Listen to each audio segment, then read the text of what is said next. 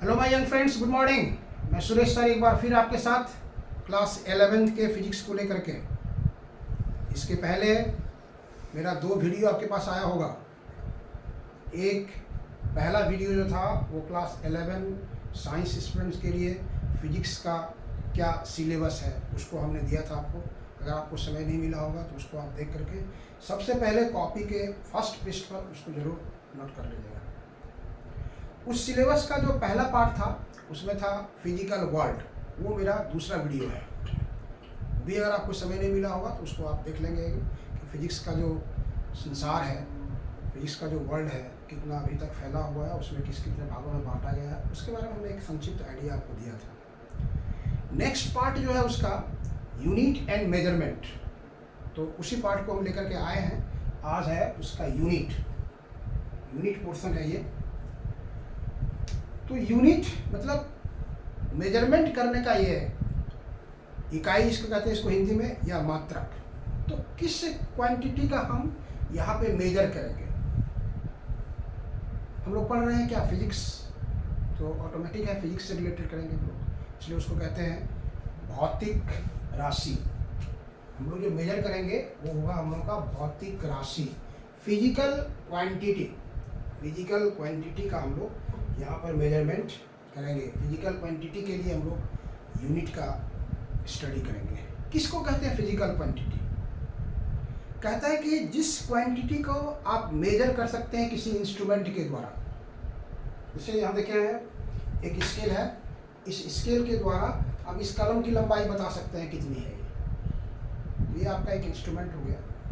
घड़ी के द्वारा आप समय देख सकते हैं कितना से कितना देर तक क्लास चल रहा है, या कितना से कितना देर तक आप बाहर हैं। तो जिस क्वांटिटी का किसी इंस्ट्रूमेंट के द्वारा हम मेजर कर सकते हैं और जिसके पदों में, जिसके टर्म्स में फिजिक्स से रिलेटेड जो लॉज है उसको हम एक्सप्लेन कर सकते हैं, उसको कहते हैं हम लोग भौतिक राशि, फिजिकल क्वांटिटी। इसलिए हमने यहाँ लिखा है जिस राशि की किसी इंस्ट्रूमेंट के द्वारा माप की जा सकती है और जिसके पदों में भौतिकी के नियमों को व्यक्त किया जा सकता है, एक्सप्रेस किया जा सकता है, उसको हम लोग कहेंगे भौतिक राशि, फिजिकल क्वांटिटी। और ये फिजिकल क्वांटिटी 3 प्रकार का होता है। फिजिकल क्वांटिटी जो है वो 3 प्रकार का है। पहला है मूल राशि जिसको हम लोग कहते हैं बेसिक क्वांटिटी या फिर फंडामेंटल क्वांटिटी।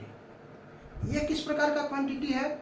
बेसिक क्वांटिटी या फंडामेंटल क्वांटिटी उस क्वांटिटी को कहते हैं जो किसी दूसरे क्वांटिटी पर डिपेंड नहीं करता है, सेल्फ डिपेंडेंट होता है।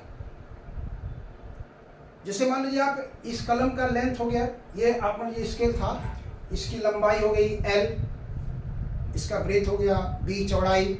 एरिया अगर इसका हम निकालेंगे तो हो जाएगा लेंथ इंटू ब्रेथ। तो एरिया जो है इसके लेंथ और ब्रेथ पर डिपेंड कर रहा है, लेकिन ये किसी दूसरे पर निर्भर नहीं कर रहा है, ये किसी दूसरे पर निर्भर नहीं कर रहा है। तो जो फिजिकल क्वांटिटी किसी दूसरे क्वांटिटी पर डिपेंड नहीं करता है, जो भौतिक राशि किसी दूसरे भौतिक राशि पर निर्भर नहीं करती है, वो मतलब स्वतंत्र होती है, उसको कहते हैं हम लोग मूल राशि या फंडामेंटल क्वांटिटी। इसका जो एग्जाम्पल है वो हम लोग ले सकते हैं, उसको यहाँ पर देखिए। यह स्वतंत्र होती है और किसी दूसरे राशि पर निर्भर नहीं करती है। लेंथ, लंबाई, द्रव्यमान, मास, समय, टाइम, तापमान, टेम्परेचर, विद्युत धारा, इलेक्ट्रिक करंट, ये सब एग्जाम्पल है आपको फंडामेंटल क्वांटिटी का, मूल राशि का। नेक्स्ट है पूरक राशि, इसको हम लोग कहते हैं सप्लीमेंट्री क्वांटिटी। ये भी एक प्रकार का फंडामेंटल क्वांटिटी है, but it is related to geometry. ये ज्यामितीय से संबंधित मूल राशि है। आप एंगल बनाते हैं कंपास की सहायता से, 60, 90, ये जो एंगल वगैरह बनाते हैं वो सब एग्जाम्पल है सप्लीमेंट्री क्वांटिटी का। यह ज्यामितीय मूल राशि है और इसका है समतल कोण प्लेन एंगल, ठोस कोण सॉलिड एंगल। ये क्या होता है, कैसे मेजर किया जाता है, उसकी चर्चा हम लोग करेंगे। अभी तो पढ़ रहे हैं टाइप ऑफ क्वांटिटी। नेक्स्ट है थर्ड वन इज व्युत्पन्न राशि, इसको हिंदी में कहते हैं, अंग्रेजी में कहते हैं डिराइव्ड क्वांटिटी। व्युत्पन्न राशि, ये उत्पन्न हुआ है किससे? मूल राशि से। मतलब जो राशि मूल राशि पर निर्भर करती है, जिस राशि को मूल राशि के पदों में हम एक्सप्रेस कर सकते हैं, उसको कहेंगे व्युत्पन्न राशि। जैसे हमने एक एग्जाम्पल दिया यहाँ पर, यहाँ लिखे हम लोग, यह मूल राशि पर निर्भर करती है, एग्जाम्पल हमने लिया है चाल, स्पीड जिसको अंग्रेजी में कहते हैं। आप इसका फॉर्मूला जानते हैं, चाल बराबर दूरी बटे समय, दूरी बटे समय। तो मूल राशि जो था उसमें दूरी को मेजर करने वाला कौन सा क्वांटिटी था? लंबाई। इसलिए आप दूरी के जगह पर लंबाई ले सकते हैं, और समय है ही।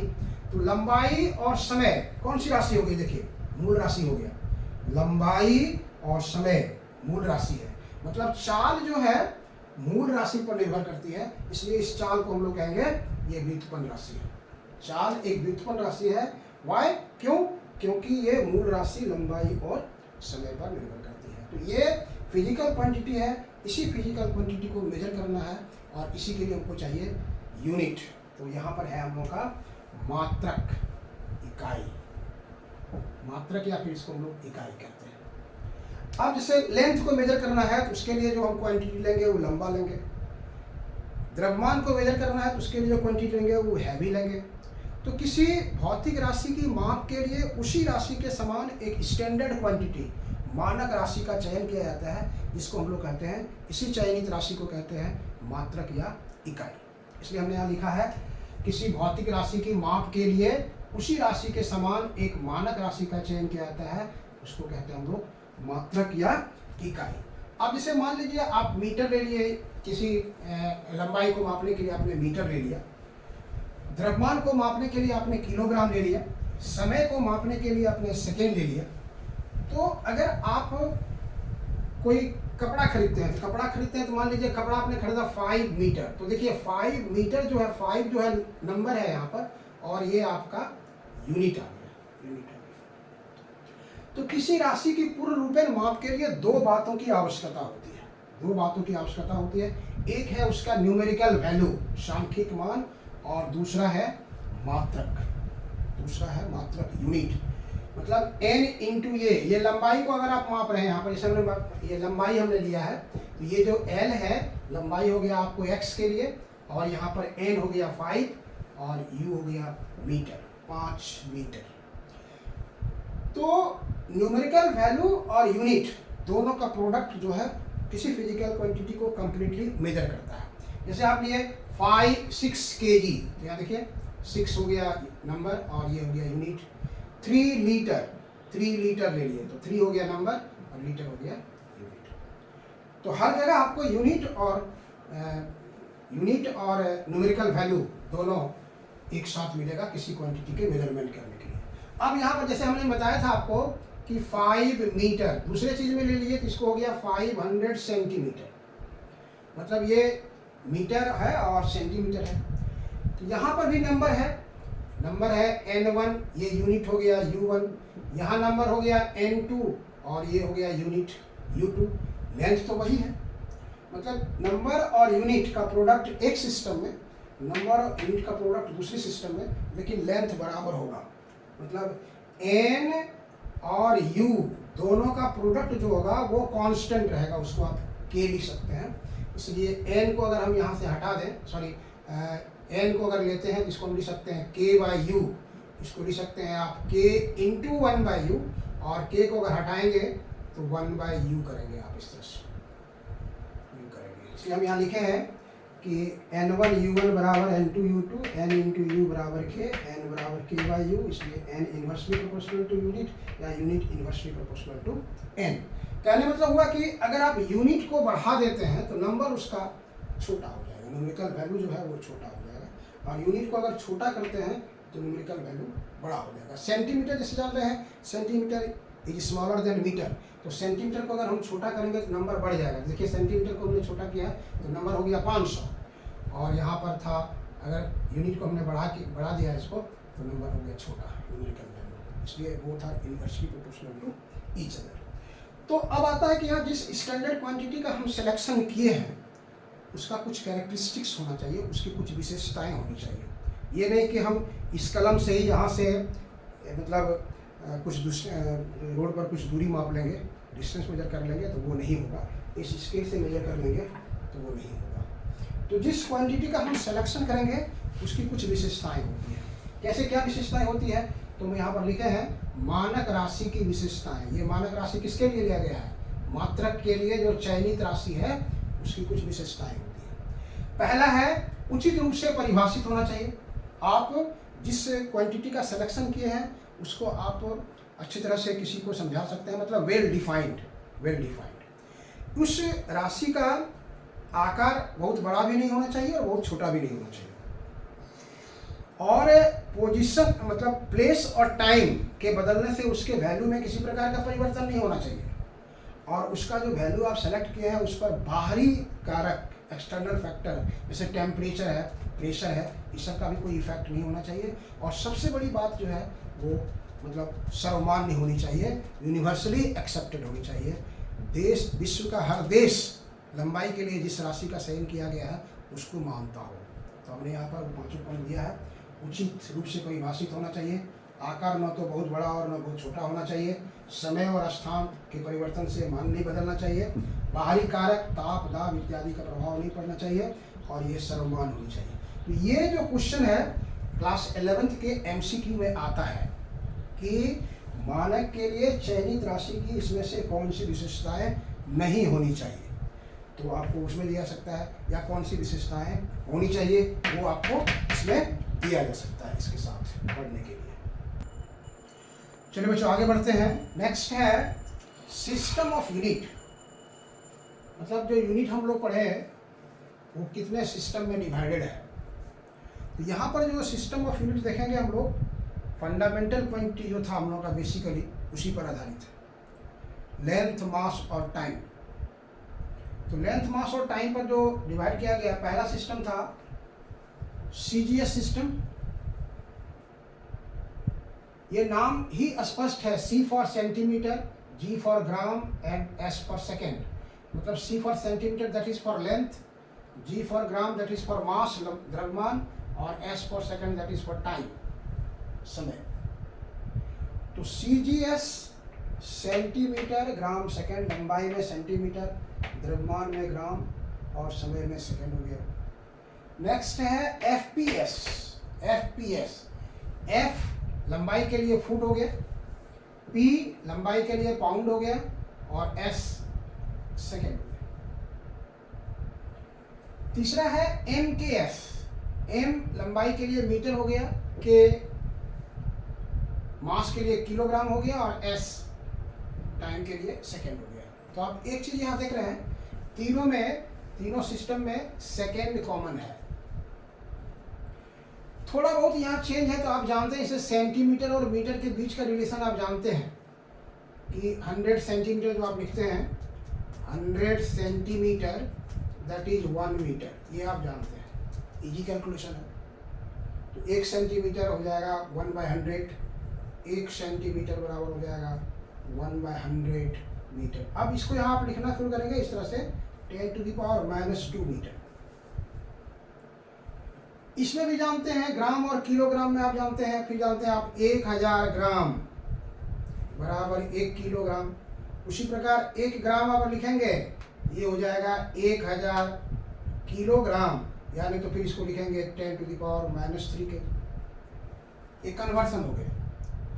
एक नया चीज यहाँ पर देखिए है आपका फुट और पाउंड, मतलब इस फुट को इसमें कैसे बदलेंगे या फिर इसमें कैसे बदलेंगे। तो यहाँ देखिए हमने लिखा है 1 फुट बराबर 12 इंच होता है, और 1 इंच 2.5 सेंटीमीटर के आसपास होता है, 2.54 सेंटीमीटर, 2.5 सेंटीमीटर। आपने कभी इसको मतलब ये इस पर ध्यान नहीं दिया हुआ। देखिए आपके सामने ये स्केल है, इसमें एक तरफ जो स्केलिंग किया हुआ है वो सेंटीमीटर का है, दूसरी तरफ इंच का है। तो आप 1 सेंटीमीटर और 1 इंच और 1 सेंटीमीटर के बीच आप देखिए वहाँ पर बारीकी से कितना सेंटीमीटर आता है 1 इंच में, तो वहाँ देखेंगे आप 2.5 सेंटीमीटर के आसपास आता है। 1 इंच बराबर 2.54 सेंटीमीटर। इसलिए फुट को हम लोग ऐसे लिखते हैं, 1 फुट 12 इंच, और 12 गुना 1 इंच लिख सकते हो, और 1 इंच बराबर 2.5 सेंटीमीटर हुआ, तो ये हो जाएगा 30.48 सेंटीमीटर, और मतलब लगभग 30.48 सेंटीमीटर का 1 फुट हुआ। और इसको अगर मीटर में बदलना है तो फिर क्या करेंगे आप, 100 से डिवाइड कर देंगे, इसको 100 से डिवाइड कर देंगे तो ये हो जाएगा 0.3048, ये मीटर हो जाएगा आपका, मतलब फुट को आप कन्वर्ट कर दिए मीटर। एक पाउंड जो है ग्राम में एक पाउंड जो होता है 453.6 ग्राम के बराबर होता है, मतलब लगभग हाफ केजी के बराबर हुआ आपका एक पाउंड। ये था आपका CGS, FPS और MKS। नेक्स्ट जो है वो है SI। This is very most important और आपको इसी पर फोकस करना है। सिस्टम ऑफ इंटरनेशनल यूनिट जो है उसी पर आपको फोकस करना है। इसको हम लोग कहते हैं हिंदी में मात्रक की अंतरराष्ट्रीय पद्धति। तो अभी तक जो यहाँ दिया हुआ था 3 ही क्वांटिटी दिया हुआ है, लेंथ, मास और टाइम। तो SI सिस्टम का जो सिलेक्शन किया गया, देखिए अब लंबाई पर कंफ्यूजन है, कहीं सेंटीमीटर है, कहीं फुट है, कहीं मीटर है, कहीं इंच है, कहीं माइल है, कहीं किलोमीटर है, क्या है। तो इस सब में सिमिलरिटी लाने के लिए विश्व के जितने डेवलपिंग कंट्रीज या डेवलप्ड कंट्रीज थे उसके वैज्ञानिकों की एक बैठक हुई 1960 ईस्वी में। कहाँ पे?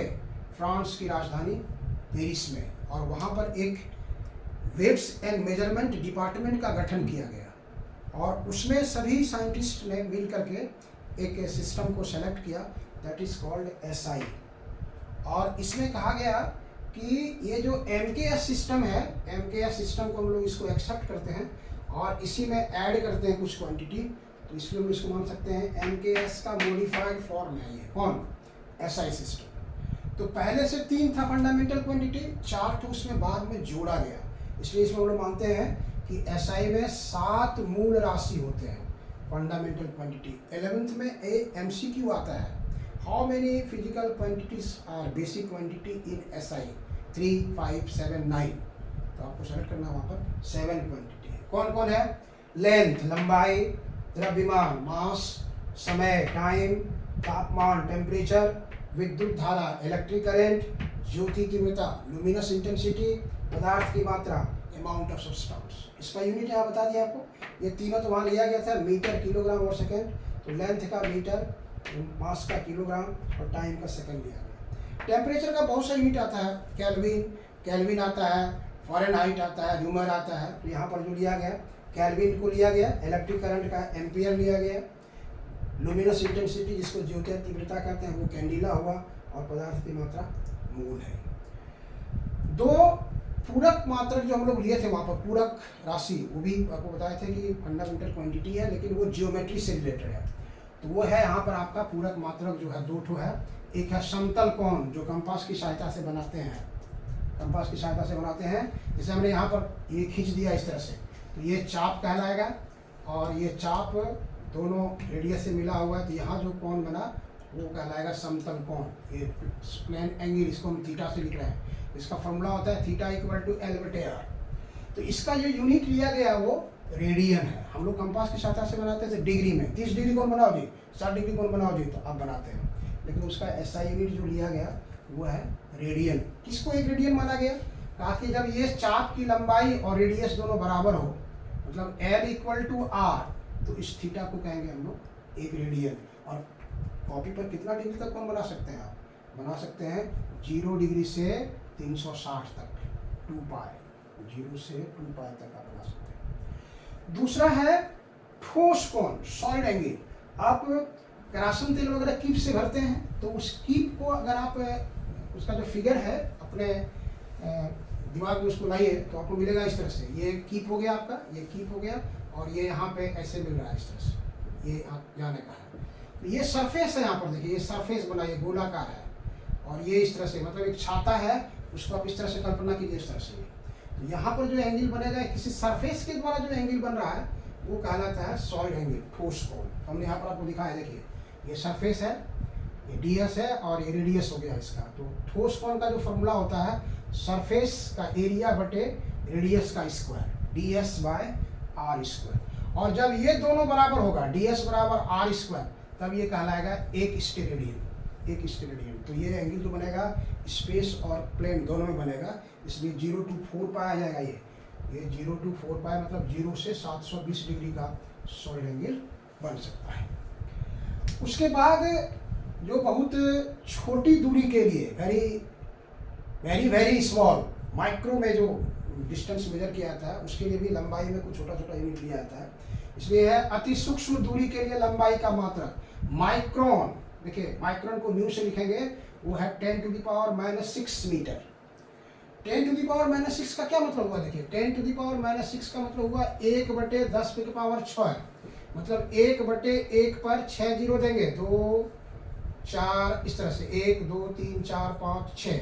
अब इसमें अगर इसको डिवाइड करेंगे तो यहाँ पर आएगा 1 2 3 4 5, तब ये आएगा आपको 1 2 3 4 5 6 एक और जीरो आएगा। तो मतलब ये इतनी छोटी राशि का हम लोग वहाँ पर मेजर कर सकते हैं, उसको लिख सकते हैं वहाँ पर से, उसको कहा जाएगा माइक्रोन।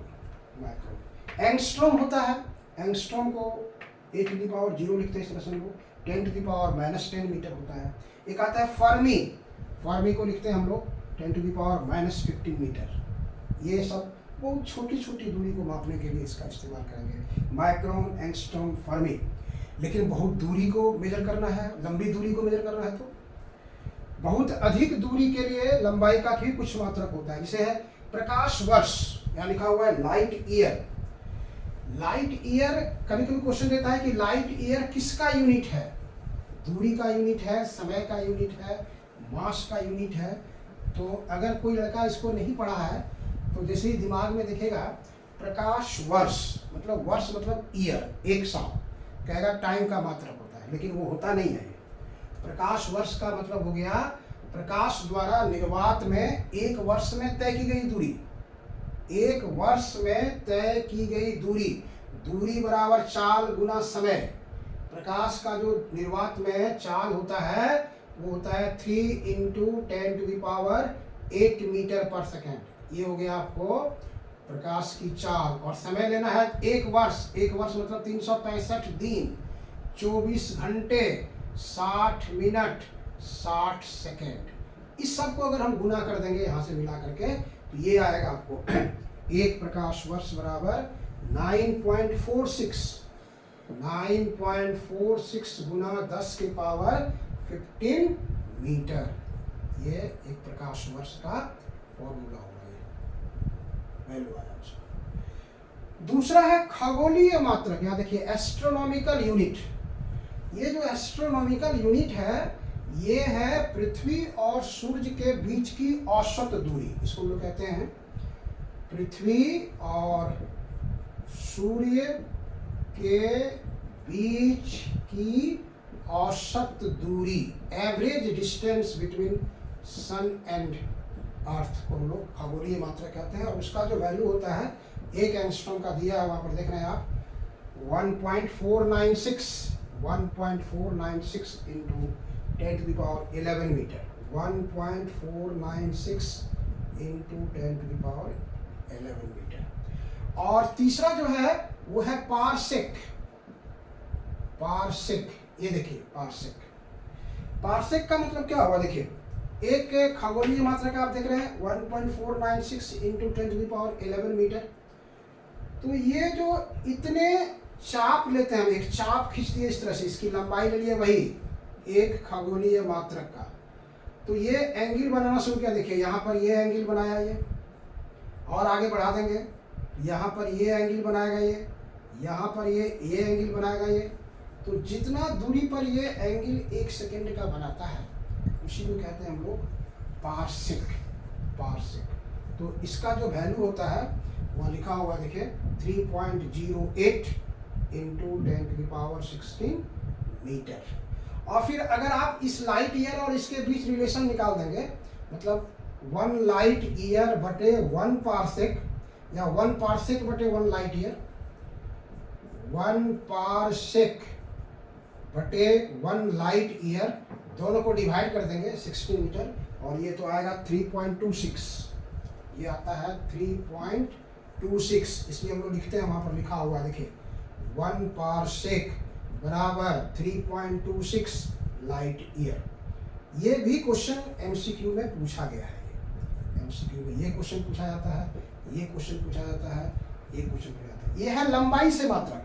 अगर इसको हम मास के रूप में लेते हैं, मास का अगर हम देखेंगे तो मास का यूनिट अगर मानते हैं, मेजर करते हैं आप, तो स्मॉलेस्ट क्वांटिटी में अगर हम जाएंगे मास के लिए, मास के लिए, द्रव्यमान के लिए अगर छोटी राशि को हम मेजर करेंगे तो वहाँ पर आता है, एक चीज़ याद रखिएगा आप, AMU, मतलब इसको कहते हैं astronomical, sorry atomic mass unit, atomic mass unit, परमाणु द्रव्यमान इकाई, परमाणु द्रव्यमान इकाई। और ये बहुत बार क्वेश्चन पूछा गया है, ये एक बार नहीं, दो बार नहीं, बहुत सा ऑब्जेक्टिव क्वेश्चन में आता है, इसको याद रखिएगा। 1 AMU that is equal to 1.66 into 10⁻⁻27 kg। ये द्रव्यमान का सबसे छोटा मात्रक हुआ। और बड़ा अगर जाइएगा तो किलोग्राम, किलो, ये सब जानते हैं। ये हुआ स्मॉल, ये छोटा मात्रक हो गया। और अगर लार्जर यूनिट में जाएंगे आप, बड़े मात्रक में जाएंगे तो बहुत सा मिलेगा। जैसे क्विंटल, आप जानते हैं क्विंटल कितना होता है। सो 1 क्विंटल हो गया आपको, क्विंटल आप जान रहे हैं 100 kg का होता है एक। फिर जानते हैं आप 1 मेट्रिक टन, 1 मेट्रिक टन हो गया आपको, ये हो गया आपको 10 kg, सॉरी 10 क्विंटल का होता है। 1 मेट्रिक टन हो गया 10 क्विंटल का, मतलब 1000 kg आप यहाँ कर सकते हैं। इसको, इस दोनों को गुना कर देंगे, ये हो जाएगा 1000 kg का 1 क्विंटल हो गया। तो ये लेंथ, मास और टाइम का जो यूनिट, मतलब ये यूनिट था, उसकी चर्चा हम लोग किया। अब आपको ये वीडियो कैसा लगा, इसको आप लाइक करना, सब्सक्राइब करना और शेयर करना नहीं भूलिएगा। ये दोस्तों के बीच अधिक जाना चाहिए ताकि उसको फ़ायदा हो। जो दोस्त हैं आपके, उनके बीच इसको आप शेयर कीजिए। और फिर हम मिलेंगे आपके साथ अगले वीडियो के साथ, एकदम सिलसिलेवार ढंग से। नेक्स्ट वीडियो जो होगा इसी के साथ मेरा कंक्लूड रहेगा। यहाँ पर हुआ यूनिट का, अब इसके बाद जो आएगा हम लोग का वो डायमेंशन। मेजरमेंट में डायमेंशन भी आता है, वो क्या है उसका देखते हैं। चलिए, थैंक यू।